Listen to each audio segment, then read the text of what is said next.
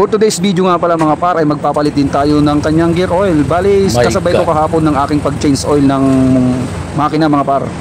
Yung kahapon mga par ay round 1 pa lamang ng pagpapalit ng langis. Kumbaga itong gear oil ay round 2 na.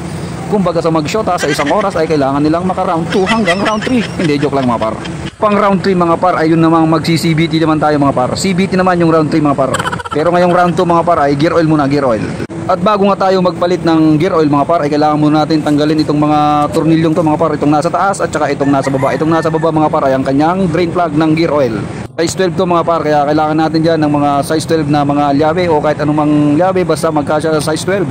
At syempre counterclockwise ang pagtanggal natin yung mga par pataas. Ayan mga par, dahan-dahan lang natin mga par, baka bumilog ang kanyang ulo mga par, baka bumilog. At ayun na mga par, lumabas agad ang kanyang oil at talagang medyo marami na rin mga par. At syempre susunod din natin yan par, yung nasa taas na tornilyo, yung pangalawa mga par ha.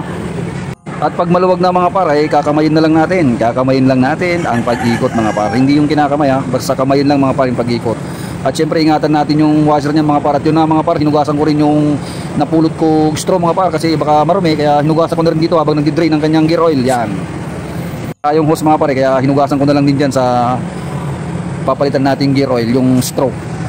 At ito na mga par ang kanilang tornilyo, dalawa to mga par, isang mahaba at isang maliit. Pa mga par ay yun yung nasa baba, yung sa may drain plug nya.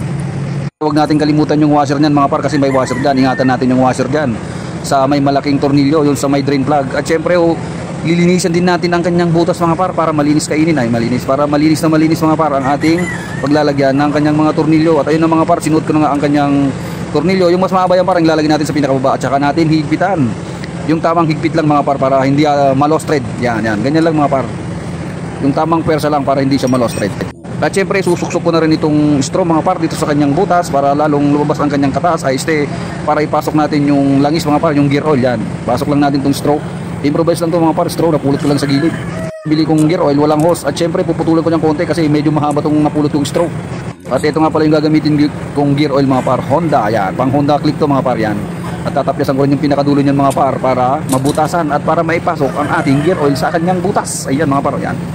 At syempre mga par, ipapasok natin yung mga par. At yung pinakadulo niyan mga par, hawakan lang natin, baka mamaya biglang pumalas yung straw. Sayang din naman ang ating gear oil. At syempre pinunasan ko pa yan mga par para talagang malinis na malinis. At ayun na mga par, pinasok ko na ang aking katas, ay katas ang gear oil pala. Gear oil, yan par, yan. Pasok lang din natin dyan at saka nating piga-pigain yan mga par. Saglit lang mag gear oil mga par, hindi mo na kailangan pang gumastos dahil kayang-kaya mo nang mag gear oil basta mayroon ka lang 12mm na pambukas sa kanyang gear oil. Dalawang tornilyo lang naman ito mga par, kaya huwag ka na magpagawa sa iba mga par, kayang-kaya mo na yan par. So ayun na mga par, tapos na akong maglagay ng kanyang gear oil at tatanggalin ko na ang straw.